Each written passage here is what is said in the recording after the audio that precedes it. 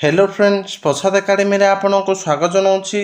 देखंतु Odisha staff selection commission तरफ पुणी आपण मान पई 2026 रो सीजीएल रिक्रुटमेंट आसुया पई जाउची। तो यही जो सीजीएल 2026 रिक्रुटमेंट आसीबो एथिरे ग्रुप बी रो किछि पोस्ट आसीबो आ ग्रुप सी रो भी किछि पोस्ट आसीबो। तो मु आपण मानकु एई वीडियो रे स्मॉल सेविंग ऑफिसर रो केते कोन वैकेंसी रहिछि सेटा कहि देबी। ता सहित जूनियर असिस्टेंट रो भी भलो वैकेंसी अछि गोटे डिपार्टमेंट रो सेटा भी कहि देबी। तो चलंतु डिटेल रे देखिबा कौन रही ए वैकेंसी पोजिशन। ता आगु आपण गोटे छोटे इनफॉरमेशन दे दूची। तो जो माने भी ओ ट्रिपल आरआईआर अमीन पई मॉक टेस्ट चाहते आपण माने प्ले स्टोर प्रसाद एकेडमी एप्लिकेशन को डाउनलोड करके क्रैक आरआई कूपन कोड की यूज करके 30% ऑफ पाई परिबे। एबे चलंतु डिटेल रे देखिबा।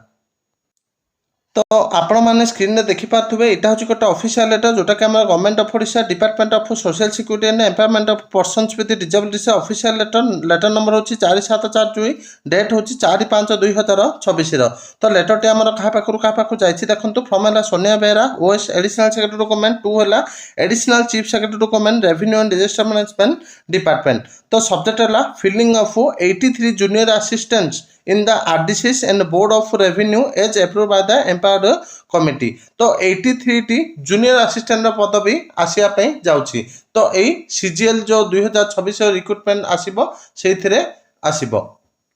ता सहित स्मॉल सेविंग ऑफिसर रो केते कोन पदवी रहिछि चलंतु देखिनबा। तो स्मॉल सेविंग ऑफिसर रो बहुत कम पदवी रहिछि। तो देखंतु एटा भी सेम डिपार्टमेंटल लेटर नंबर हूँ 4739 डेट हूँ 4/5/2026। सब्जेक्ट है proposal for reservation of PW in filling of 2 number of vacancy sub division and financial service and saving officer under small saving branch regarding. तो आपण मानक पई स्मॉल सेविंग ऑफिसर मात्र 2टी पदवी आसीबा पई जाउची। कोन पई ना एटी आपण माने देखि पारथबे in inviting a reference to the subject and your letter referred above I am directed to say that the cadre strength of sub division and financial service and saving officer under small saving branch is 36। माने are total strength होची 36 T. Main इन position हला 29।